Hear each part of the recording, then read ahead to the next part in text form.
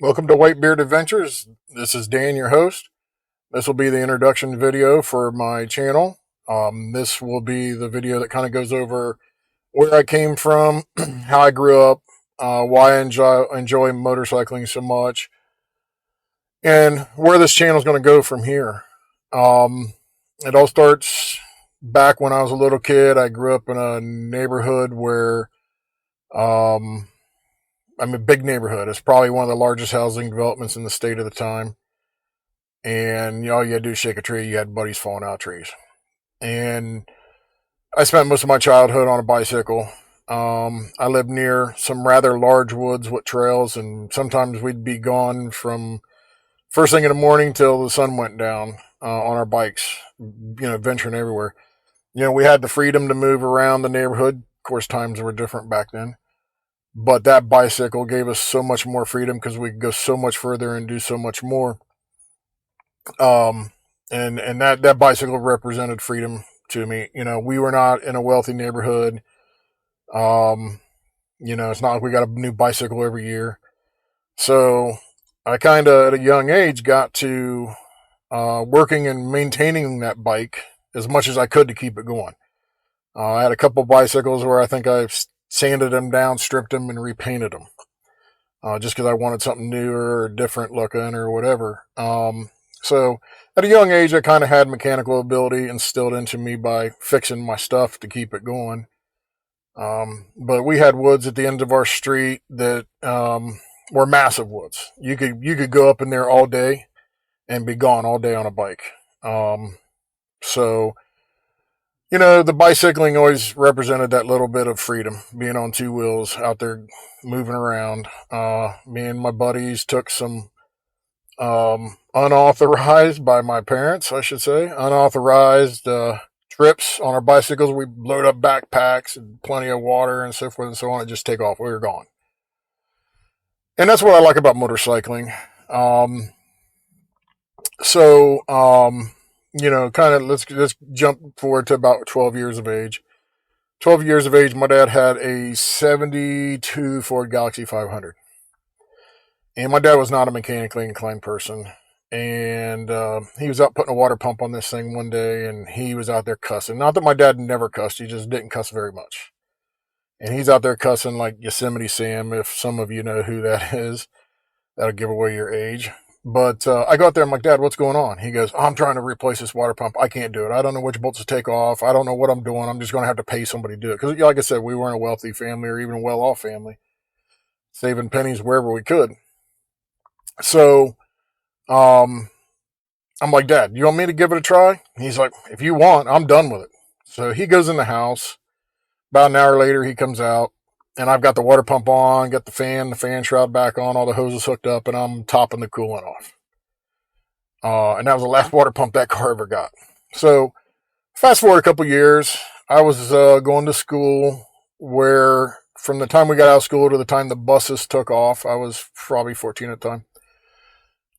There was probably about a 20, 25, 30 minute furlough in time, between when school got out and when the buses took off. And at the time, as a teenager, I was smoking.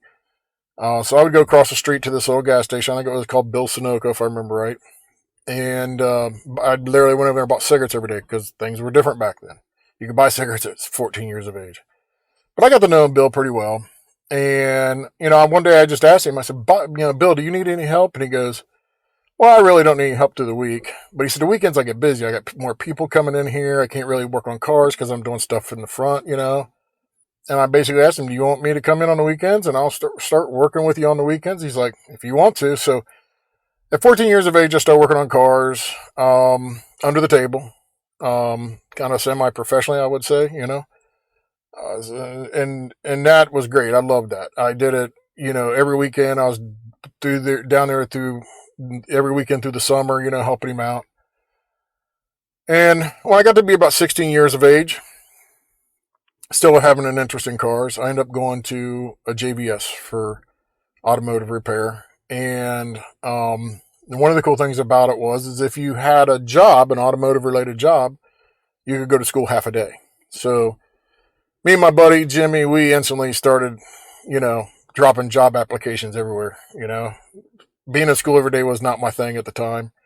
Although I was learning and I was eager to learn about, working on cars and so forth and so on. But we dropped applications anywhere, everywhere, and we couldn't get any hits at all whatsoever. And the main reason why, because we were going to school half a day. By the time we got out of school in Newark and into the Columbus, Ohio area, an hour or two had passed. And nobody really wanted to hire, a JBS student for an hour or two's worth of, daytime work. So we found out there was 3 Ford dealers in the area, Masheter Ford, I think it was, Graham Ford, and Krieger Ford, that had night shifts. So we went and hit Graham, we went and hit Masheter, dropped in applications, we went to Krieger, and the service manager just happened to be there. So we handed him our applications, and we went to pretty good vocational school, got a pretty good vocational training, and he was kind of hitting us up with questions. Well, if a customer come in and complained about this, what would you look for? And if a customer come in was complaining about this, what would you look for? And he gave each one of us about, three different scenarios. And we must have did well, because he said, you know what, guys, come back on Monday. This is like a Thursday night, right? He said, come back on Monday, 4 o'clock. That's when you start. Great. So went back to school, filled out all the paperwork so we could get out of school half a day. And so we go up there first day. And this manager's name was John Croswell. I don't mind mentioning his name. I got a lot of mad respect for John. Me and him just butted heads like, like 2 rams going at it every day. And I don't know that I've worked for him 2 or 3 times over the years. I don't know I could ever work for him again. But I love the guy, and I have mad respect for him, because we get there on our first day, and he said, okay, you put your toolbox over there, you put your toolbox over there. And I must have had an inquisitive look on my face, because he's like, what's wrong? I said, well, but the oil change bays and tire change bays are over here. He's like, no. I've got oil change guys and tire change guys. You're going on the line with the rest of the mechanics. And if you can cut it, you're welcome to stay. And if you can't, you're gone. That takes a lot of cojones to take 2 16-year-olds who are in vocational school and put them right out on the line fixing cars with the rest of the guys. Now, my buddy Jimmy, a couple months later, he ended up leaving. Not that he couldn't cut it mechanically. I think he just had a lot going on at home with his parents and other stuff. But I ended up staying there for almost 2 years. So I was going to school, half a day and working full time at night. I wasn't getting home till 1 o'clock in the morning. Had to be in school at like 9 o'clock next day. Did that for almost 2 years. And did that clear up to the year 2000 when I had to get out of it, because it was just physically killing me. And the other thing was, that was one factor. It was just physically killing me. The other factor was, there's just no room to advance in the automotive industry. All the managers at dealerships are friends or family of the dealer. And really the only position you can go to is a service writer, and that's generally a retirement position. So, it was just physically tearing up my body, and I'm like, you know what, I'll never be more than a mechanic in any of these places, so I've got to move on. So I moved on to a different industry. It was a pretty easy transition, because cars are 12-volt direct current systems, and I moved on to an industry that revolved around 12-volt direct current systems and 24-volt direct current systems. So I did that for a long time, and then back in 2020, COVID hits. I was in between positions, in between a contract position and looking for a new position, in the midst of COVID and everything. And my dad ended up taking a fall, hitting his head on concrete. My mom the next day took a fall, hit her head on concrete. So I ended up taking them both in. I did that for a year. I was taking care of them 20 hours a day sometimes. But what happened was, my dad eventually had passed, and my mom had started some medical treatments, which made things better for her. And I didn't work. I was burning up my savings left and right, taking care of them. But things started getting better. I didn't have to be there every day, but I did want to keep my daytimes open. So the industry I was in, which I don't mind mentioning, it was a fire and security industry. It's Monday through Friday daytime. That's it. I still want to keep my days open for my parents or my mom's doctor's appointments, nurse visits, stuff like that. So I started looking for nighttime work. And I came across this nighttime mechanics position. I was like, wow, I don't know if I could do this anymore, but I'll give it a try. So I did. I went back to doing it professionally, full time. And, 52 years of age, I was kind of rocking it, And I enjoy it. I enjoy working with my hands.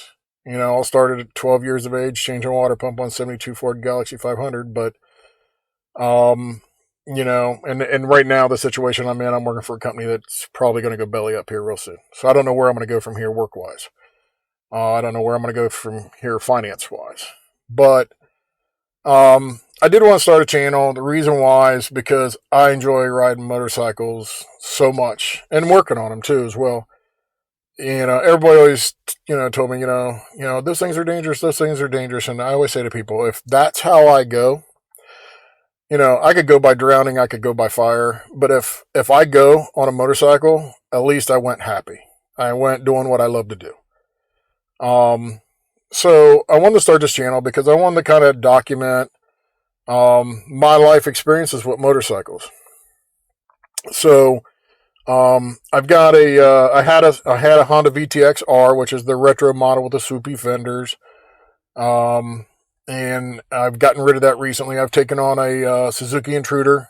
Went with a smaller, lighter bike because I really didn't need the Honda. And I took this Suzuki Intruder on.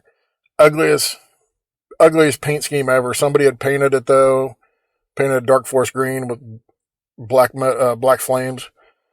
But the reason I took on this bike is it needs some work. I got it cheap, really, really cheap. And so it's going to be a project bike for me. You guys will see it in future videos. It needs a fair amount of work. But I got it because it's a small, lightweight bike, and my daughter wants to learn how to ride. She's 4'11", 5 foot tall, has a fairly short inseam. She can't fit on most motorcycles. This one, she'll be able to not only get on it, but be able to flat foot it. I think it'll be a good motorcycle for her to learn on, and as she gets more experience and can handle slightly heavier and bigger bikes, she can move on to something else. My everyday driver, I got a Harley Ultra Classic anniversary model. That bike's a dream. It rides like a Cadillac. Love that bike. I've always wanted one. Finally got one, and the main reason I got that bike, I was actually looking at a Softail. But I'm like, you know what? I want something bigger. And the reason why, because this channel is laying in the back of my mind here. I'm like, I want to take bigger trips. I want to take multi-state trips. I want to take, I just don't want to drive around town. I drink, don't take me wrong, but I'm not one of those guys that likes to drink and rides a little. I'm the one that likes to ride a lot and drinks a little here and there. If at all, but, I really wanted to do out bigger trips, and I wanted to start, documenting the trips, the towns I'm going through and everything. And also I like to teach. So I had a different kind of like do-it-yourself channel that didn't grow real big, but I had a handful of videos out there, and those things really blew up. I mean, I had, one video went over 100,000 views, another one went close to 100,000 views, because I like to teach. I don't just tell somebody to do something. I tell them, here's how I did it. This is why I did it. And kind of give them the example. I did it this way because if I did it this way, it'd wear out in 2 months. By doing it this way, it'll last forever. So I like to teach, and I like to ride. And I'm like, I want to make a channel that does both. I don't want to have just a motorcycle vlogging channel. I don't want to have just a motorcycle traveling channel. I don't want to have a motorcycle repair channel. I kind of want it to be all one thing, one cohesive unit. So the future of this channel is going to be documenting my rides, documenting the events I go to, and also documenting repairs and enhancements or whatever. So just real quick, brief, talk about rides. I got a ride coming up. I'm going to be going into Maryland to visit a buddy. I live in Ohio. Going to be going in there to help him with some work on a car he's restoring. That'll be a decent ride through some beautiful parts of the Appalachian Mountains. Ohio Bike Week's coming up here soon. I'll be documenting that. I got a guy's trip coming up. Mainly it's a guy's trip because we're going to be doing like 350 miles a day, and the ladies just don't like that. And we also got a couples trip coming up that'll probably be going down Blue Ridge Parkway down to Tennessee and stuff like that. So I got some rides lined up. Hopefully the finances will come through, because like I said, with my work, I don't know where finances are going to be 2 months from now, 3 months from now, 6 months from now, but hopefully that'll all work out. We'll get it all documented and so forth and so on. But I do have that Suzuki Intruder that does need a fair amount of work. Needs batteries, probably going to need the carburetors rebuilt and tuned. There's definitely some front brake issues there. I'm going to probably be busting that caliper apart to see if there's any rust buildup in it, because you definitely don't want that in your brake caliper. And then ultimately, I'm going to give that bike a custom paint job. I don't want to do it this year. I don't want to do a custom paint job and 2 weeks later my daughter, drops the bike and ruins the paint job. So my thought is get the bike running, get it safe, get her on it, get her learning. After she's comfortable and I know she's not going to drop the bike, then I'll look at doing the custom paint job. So that'll be next year. I'm not even looking at that for this year. On my Ultra Classic, I've got some projects I want to do, and I want to do heated seats. I want to do heated handle grips, although those are not a priority. I want to put a power socket in my tour pack. I've got a couple videos out already talking about those and the wiring that needs to support it. I also want to do some LED lighting, but I want to kind of do that on my own with a product that I kind of, I won't say invented, but that I created, that I designed. Mainly, I want the lights to react to the bass of the music when I'm listening. So basically, I want an audio input into the audio system or the LED system, and the LEDs will kind of pulse with the bass. So I've seen a lot of motorcycles with the LEDs that are tied into the stereo system, and it flashes with every noise that goes on in the music. And it just looks like paparazzi. The lights are just flashing everywhere. I want ones where the lights kind of pulse with the beat of the music. So I'm going to need to probably be figuring out something with putting in a low pass filter to where just the bass sounds are coming through audio wise. I'm going to probably use a little mini microcomputer to take that analog input and convert it to a digital output that in turn drives the lights. So that's not a top priority thing. It is something I definitely want to do someday, but right now the heated seats are a priority. The power socket's a priority. Those are the two things I seem to be missing the most. And another project I got coming up on that bike is rewiring the auxiliary spotlights on that bike. So I've got a little bit of a night vision problem, and probably with age. I never could understand why the auxiliary spotlights are on when the low beam's on. Never could understand that, because they just flood the whole street with lights. Well, people coming at you don't want to see that. It's kind of blinding to them. And so when I go from low beam with spots on to high beam, I see less. The light's further down the street. But it's not as much, though, too, at the same time. So I want to rewire the lights to where the spots come on when the high beams are on. That's when I need them the most. When my low beam's on, I'm passing a car. I can't really see a whole lot anyways. Once I get past the car, I can kick the high beams back on with the spots on. Now, here's the thing. So how I've been doing this is I have to reach down and turn on the spots. I'm taking one hand off the handlebar in the middle of the night. I do live in a part of the country where we have deer and dog and everything else running all over the place. I don't like the idea of me taking the hand off the handlebar to turn those things on and off every time a car comes at me. So Harley does make a harness that will allow you to have the spots on while the high beam's on, but they stay on all the time. And so when you go back to low beam, the spots are still on. And I've converted out my headlights to LED, so they're pretty bright. And the drivers don't like that. The drivers coming at you don't like that. And I get it. I understand. 100%.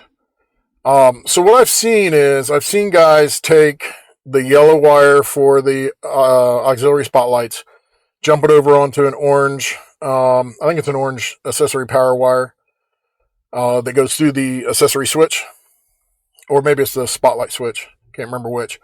But it's the same thing the Harley harness does. It turns them on. They stay on all the time. They don't ever turn off until you hit the switch. I don't want that. So what I'm probably doing is I'm going to probably run the wire up from my fuse panel off an empty fuse port and having that run to a relay and basically have that relay controlled by my high beam, low beam switch, and then have that relay control the spots. That way I hit the switch to power them on, but when I go to low beam, they go off, and when I go to high beam, they come back on. That's what I want. That's what makes sense to me. I don't know why the bikes aren't made that way in the first place. I think it looks attractive, the bike coming down the street with 3 headlights on, but it's super non-functional as far as I'm concerned and a nuisance. So I'm going to be rewiring that. And when I do that video, I'm going to have like detailed diagrams. I'm going to have part numbers for the pieces because I'm sure there's other people out there who feel the same way as me. And so I'll have a detailed wiring diagram, the jack that goes in the back of the fuse panel, the relay, the part number for the relay, how I wired it, how I soldered it. I don't do anything with electrical connectors. Everything's soldered, sealed, and heat shrunk. Because I've had too many electrical connectors that just 2 years later they're rotted out. Now it's destroyed the harness.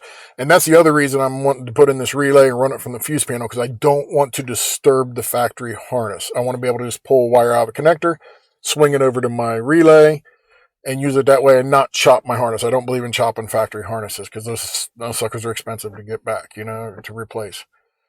But, so that's where this channel's headed. Documenting my rides, documenting the events I go to. I'll probably have a decent amount of footage from Ohio Bike Week. When I roll through certain towns, documenting those towns. I'm kind of a historian buff. I like to learn about the town, what its history, who built this, who built that, and why this building hasn't been destroyed yet or has been destroyed. And then, documenting my projects, and then not only projects, but whatever project you guys might have. I might get an email one day where somebody's saying, hey, I'm thinking about doing this with my bike. Is that something you could help me with? So I got software that allows me to draw diagrams, explain what's going on. So yeah, I can help other people out too, not just myself, not just my projects. But, so again, that's where this channel's headed. And if you have an interest in all that, please like and subscribe so you can be notified right away as content is added. And hopefully, I want to get to a point where, I have a following, because what I'd like to get to is I'd like to get to a point where if I make an announcement, I'm going out to Maryland to go visit a buddy. If I got subscribers in that area that want to meet up, I want them to be able to email me and meet up. So, by all means, subscribe so you can see the videos coming out. I'm coming out to your area. You want to meet up, go to lunch, go to dinner, whatever, let me know, and we'll make it happen. But before I go, I do want to offer up one little caveat for my YouTube channel.